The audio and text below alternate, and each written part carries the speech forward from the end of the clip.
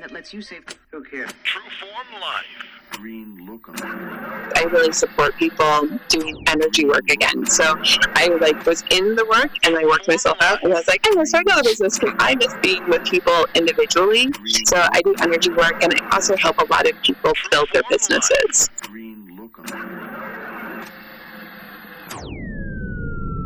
Welcome to Exploring Mind and Body with Drew Tadia. Drew is an expert in nutrition, fitness, lifestyle, and more. And he wants to help you live a healthier, longer, and more active life. Now here's your host, Drew Tadia. Welcome to another edition of nationally syndicated Exploring Mind and Body. Thank you so much for being here. Thank you for tuning in and being a part of our True Form Life community. We're coming at you with a brand new show. We appreciate whether you're listening on terrestrial radio across the country or as a podcast around the world. We certainly wouldn't be here without you. So stick around. We got all that coming up.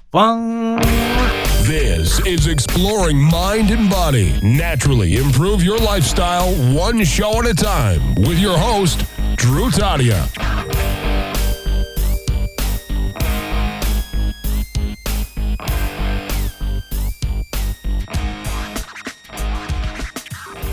Why did you start a spa? Where did that come from? What really happened is when I graduated from high school, I was going to art college. It was like my dream. I was so excited. I moved to Washington State from Montana, where I grew up, and I got into a really bad car accident. And in that car accident, I broke my neck, and it was a really severe break.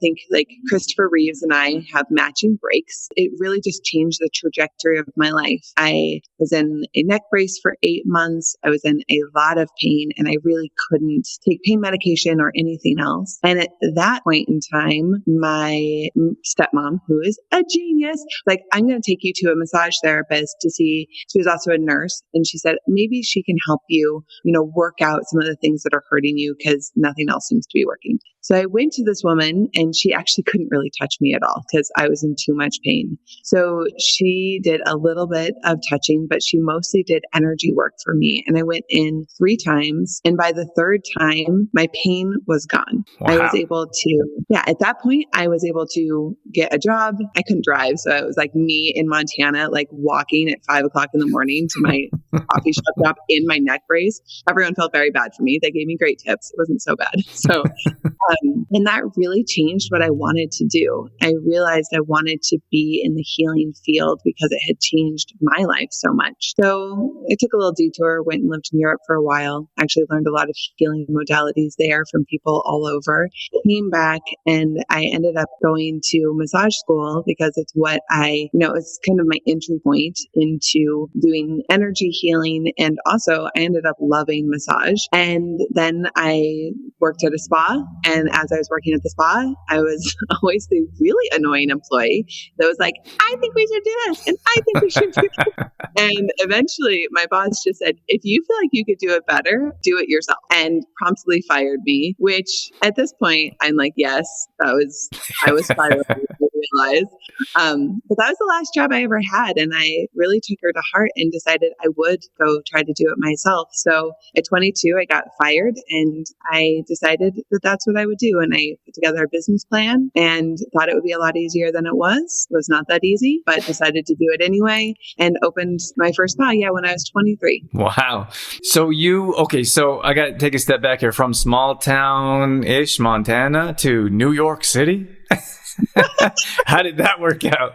I don't know. I would say that, I now live in Boulder, Colorado, so that might show you that I actually do like it to be a little smaller. I miss the mountains. So I think it was really good for me to realize I could be really comfortable in myself anywhere. I want to be as comfortable in a city as I am in the country or in the mountains. And I really feel like that city living in Portland and just other cities I've been in has really given me that. And so my comfortability doesn't depend on, the circumstances, but that it's an inner thing that I've developed. Okay. So you started your own spa, and what did that look like? You started as a massage therapist, I would guess, first, and then you grew. What does that look like? So I had a private practice while I worked at the spa. So I kind of knew kind of the basics of like, this is how you book people. This is how you do this.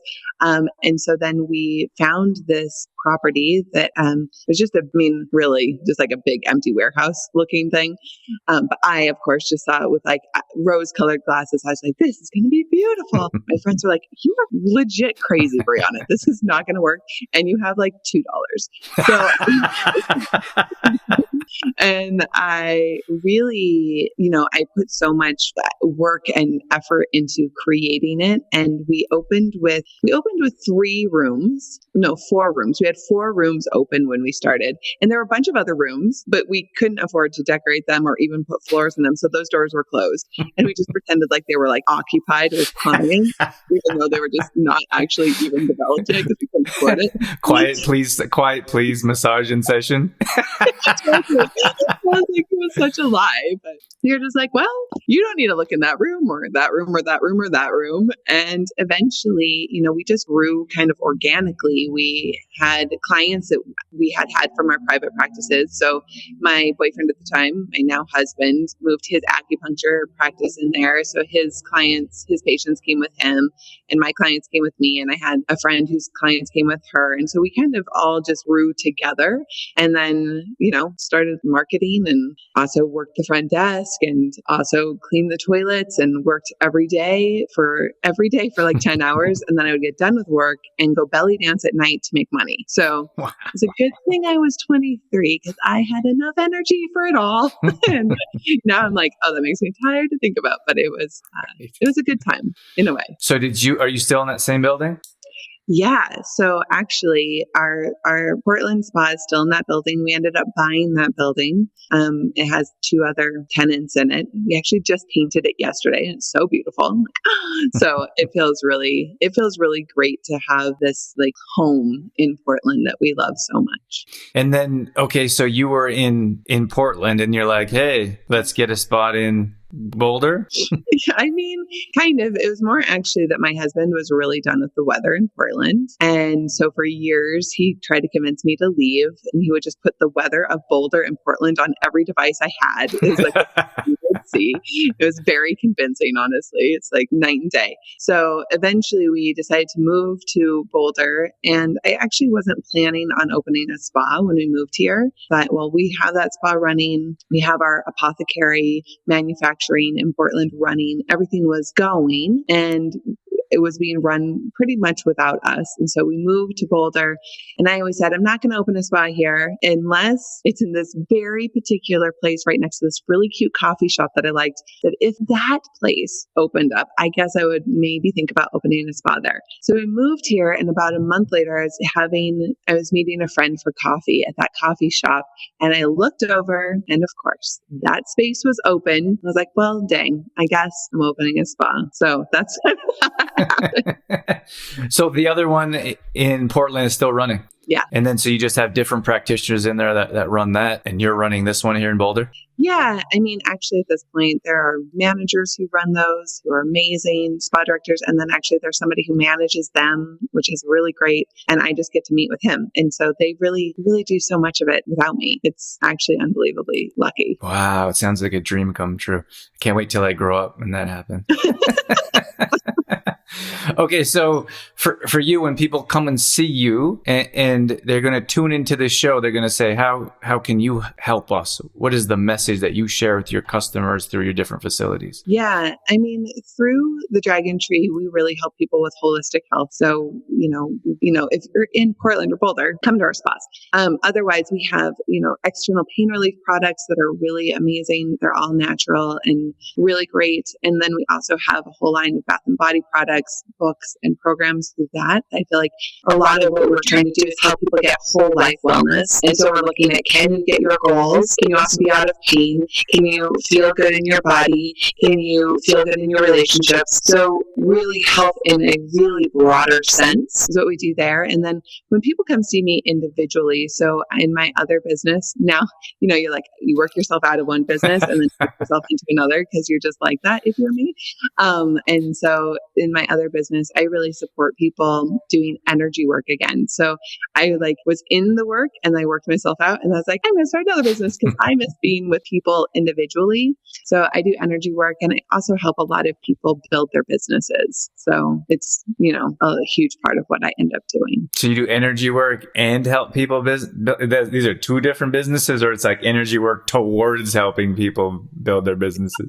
Both. I mean, it's one business, but some people don't have a business and they're like, just help me feel good. And I love doing that. But then I just happen to attract a lot of entrepreneurs who want to create a lot of wealth for themselves in a really rooted and spiritual way. And so I happen to be really good at helping people do that. And so I work with a lot of people in that way as well. And how do you do that?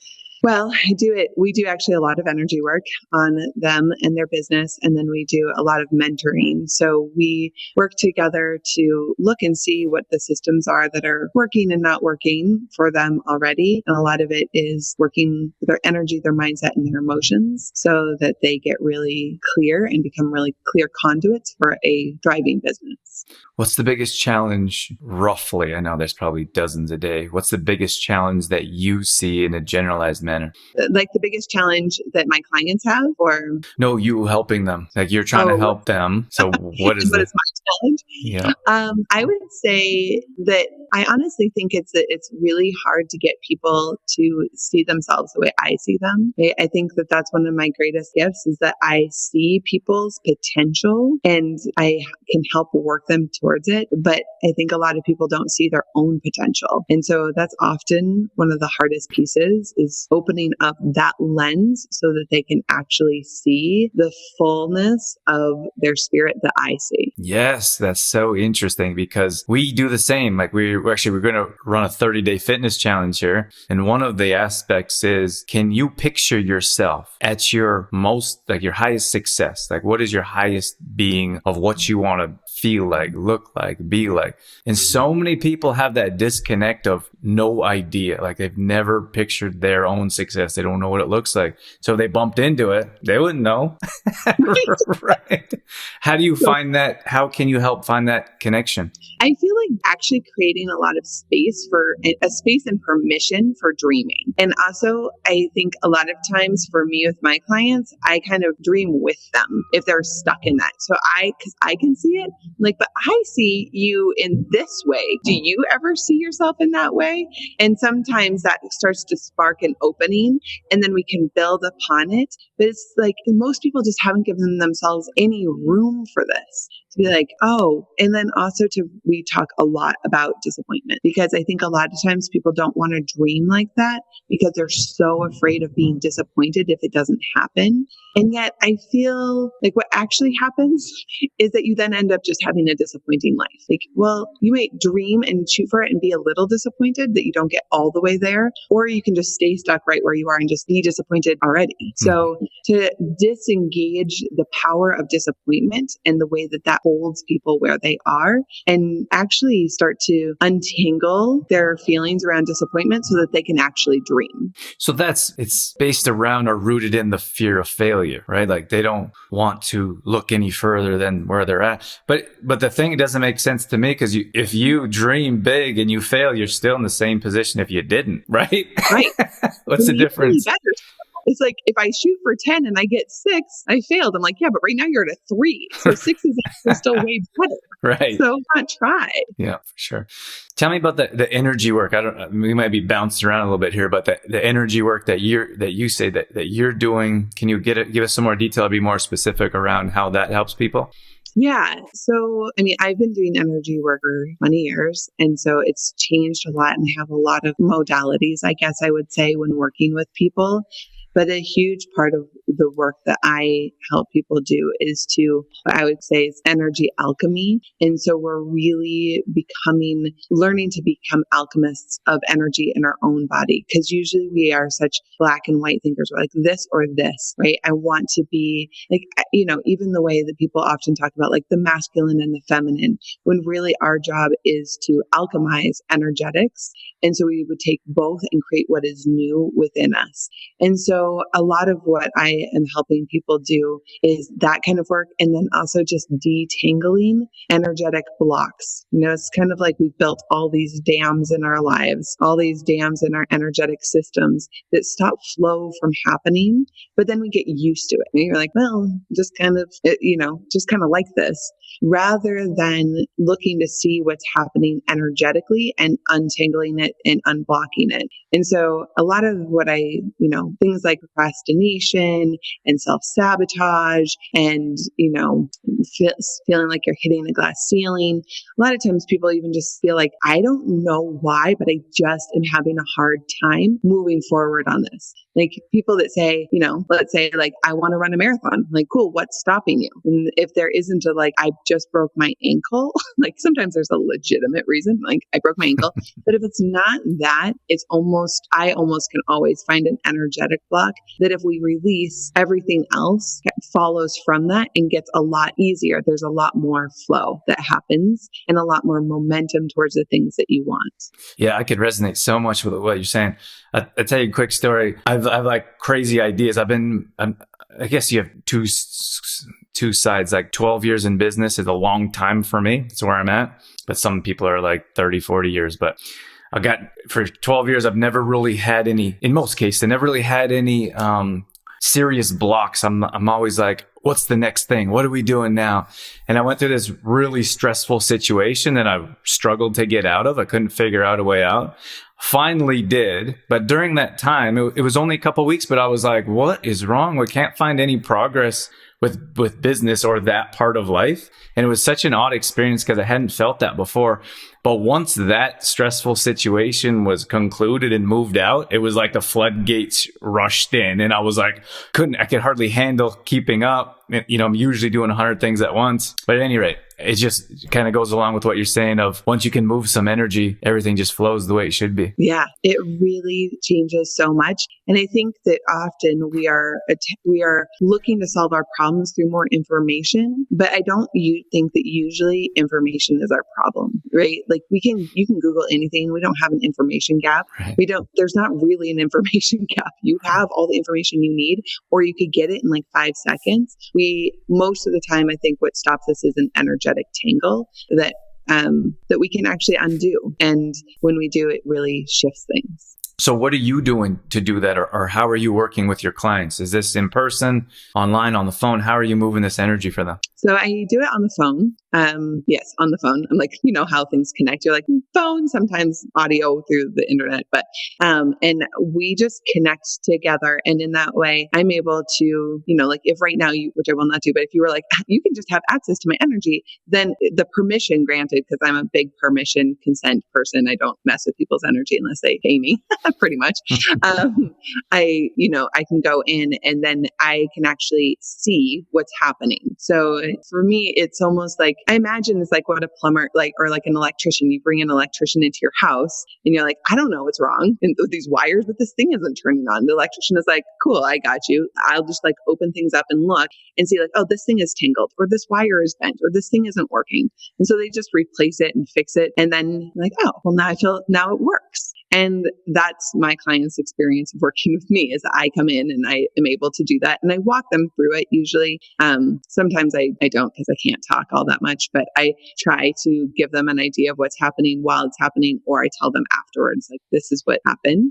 And then, the most amazing things happen. Well, and then that day, my husband said he's sorry for like 30 years of all this stuff. I'm like, yeah, cool. Like, because energy is right and everything wants wants to get right.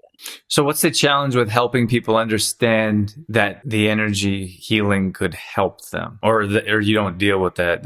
You only deal with people that come to you and are ready for that. Yeah, I mean, mostly people that come to me are already like, they believe in what I'm saying, but even then, I would say that there are still challenges because it's not seen, and our minds want to see something, right? Like if I cut open your arm, you'd be like, yes, I see that you did that, right? But when somebody's doing energy work, you have to trust your own feeling, and a lot of times people are not very experienced at feeling energy, so they're like, I don't know if anything happened. Right. I'm like, yeah, you may not feel it while it's happening, because when was the last time you felt your energy? People are like, oh, well, maybe never. Like, okay, cool. So why would you feel it now? But the proof is in the pudding. So I usually just ask people to sit with it and see what's shifted, see what's changed, and then not poke at it, not be like, oh, I wonder if that is happening. Because I think about it when I used to do massage and somebody would have like a hurt shoulder,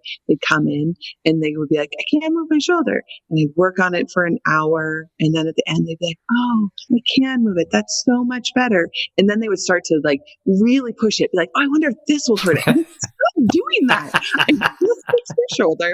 And now you're trying to hurt it again. Just let it rest, right? Like a little movement, but not testing it, right? And as humans, we are so prone to testing. Like, oh, is this really real? Is this really real? And I think that when we do that, we can sometimes, kind of throw it out again. So for you, I always think it's important to pay attention to who's doing holistic work on you. I haven't said that out loud very often, but like when you go to a practitioner, I want to make sure that they are together when they're working 100%. On you, because otherwise you're going to take on their energy, and then that's not where you want to go. Yep. Right. 100%. I mean, I honestly, I have a lot of opinions about this, but I'm listening. Bring it.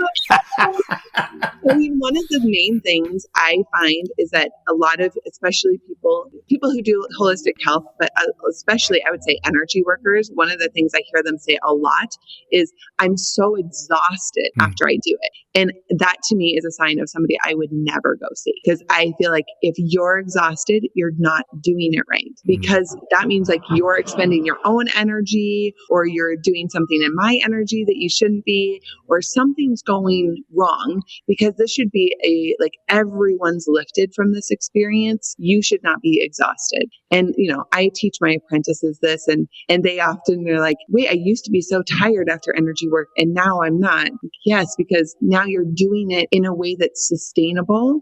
And I feel that if we want something to be good for someone else, it almost has to be good for everyone. There has to be a sustainability to it, or there's a loss in the structure, and then the loop isn't right. And so then I feel that the universe doesn't support that as much. And so that's one of the things I look for. But I also think just generally, for me, it's like, do you meditate? Do you have healthy relationships?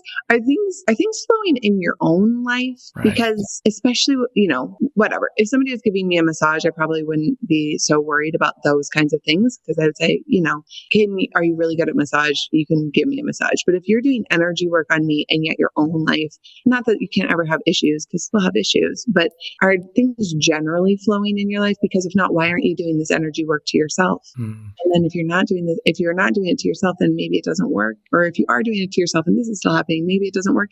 I just get questions, right? And it doesn't mean that, things don't happen to everyone, of course, but an overarching feeling of stability and sustainability and what I call the sacred structure of life. That's what I'm looking for. Mm-hmm. Yeah. I'm same boat. I see people and doing even yoga. I feel like your whole class is an energy flow. But I see different practitioners and they have a lot of issues going on. And I think and of course that's life, but I'm just feel like if you're a healer and you're healing people, then I might think twice before taking on someone else's energy. Yeah. Yeah. For sure. Tell me about I want to know if you have a book or two you could recommend for our audience around, or maybe what's your favorite book around energy and healing? Oh, well, there's this really amazing Montauk Chia book.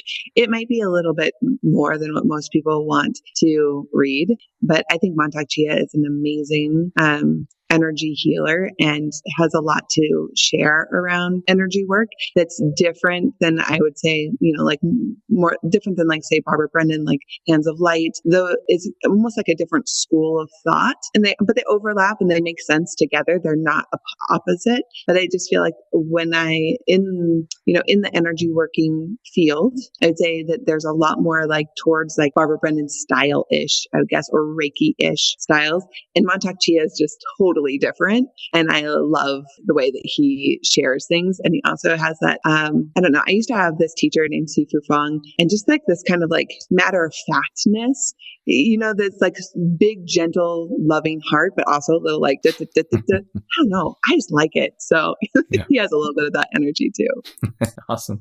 I'm not going to wrap things up just yet, but I want to know what type of products you guys are creating in your facilities. Yeah. So, the main line that we have is our pain relief products. So they're external pain relief products that were developed by my husband. He is an acupuncturist. He's actually a doctor of Oriental medicine. And he also is an amazing herbalist. It's like, I don't know, he and herbs just really got each other.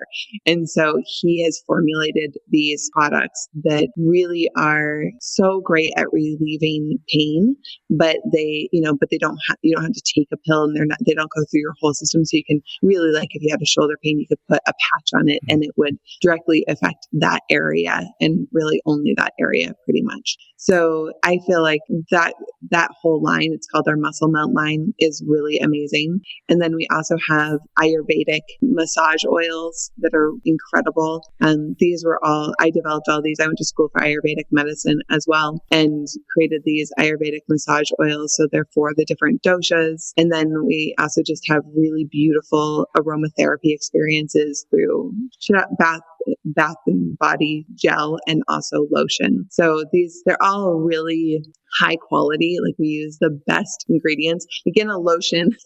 I mean, maybe sometimes I'm like, I don't know that everyone cares as much as we do, but we really wanted to make sure that we used things that actually really moisturize your skin and create healing. So there's herbs in there that, help if you had any, say, excessive dry skin. It would not just moisturize your skin, but also help the healing process so that your skin maybe would stop being dry. I like that comment. We produce our own supplements. We work with manufacturers and we do the same, the best ingredients you could think of. Like, I look at clean companies and I'll say, like, our standards are way higher. I'd never put this in our product. And then I often say, I wonder, like, people probably don't care as much as we do. Oh. But we have a good customer base that people that do care. So I don't think the masses care. You look at Walmart's or IKEA's, and like, they're obviously billion-dollar companies for a reason. Yeah. But it's nice to know there's people out there like you that do care. Yeah, same. Before we wrap things up here, is there anything that we missed that you wanted to go over? I don't think so. I guess actually the one thing I would say is, one of the things I mentioned this a little bit before about holistic, like, health being really improving our ability to get our goals in life. And we created this book called The Dream Book. It is a place for you to really dive into what you really want and then plan it out. And it has a whole system for breaking it down and getting it into your actual schedule. And just noting for people, and I know a lot of people in your audience are looking for holistic health, and to start to include in that your ability to have a life that you love and the goals that you want to have. I feel like it's just an expansion on that, and that I enjoy introducing people to that as like a measurement for themselves as well. Fantastic. So in the same regard of your products and this Dream Book, where can they find out more details, or where can they purchase their products? Yeah, so those products in the Dream Book are all on DragontreeApothecary.com. So they can go there if you want to find those things. And if you wanted to work with me, say one-on-one or do energy work, you can find me at brianaborten.com. Wonderful, Briana. Thank you so much. I had a blast today. I appreciate you joining us. Thank you. Thank you so much for having me. It's our pleasure. True Form Life. All right, that's going to wrap things up for this edition of Exploring Mind and Body. Once again, thank you so much for being here. Thank you for tuning in and being a part of our True Form Life community. You can always find us on Facebook.com/TrueFormLife. We post up there a couple times a day on our story. We're always trying to bring you more content around living a healthy lifestyle, whether that be nutrition, fitness, lifestyle, and more. We also have free challenges that we do at least once a month. So if you follow us along there, you'll be able to join maybe a plank challenge or a squat challenge, Tabata challenge, whatever it may be. We'd love to have you join us. We're also on Instagram.com/DrewTadia. Again, we're posting up there a couple times a day along with our story, all dedicated to keeping you fit and healthy and on track. Our main website is trueformlife.com. If you want to check out some of our products, some of our services, or if you just want some great content from videos to blog posts and recipes and more, we got all that at trueformlife.com. Once again, thank you so much for being here. That's it. That's all I got. I'm out of here. As always, I'm your host, Drew Tadia, in health and fitness for a better world. Thanks for listening. You've been listening to Exploring Mind and Body with True Form Life's Drew Tadia, fitness expert. To find out more about the show, Drew Tadia, or to listen to past shows, visit exploringmindandbody.com.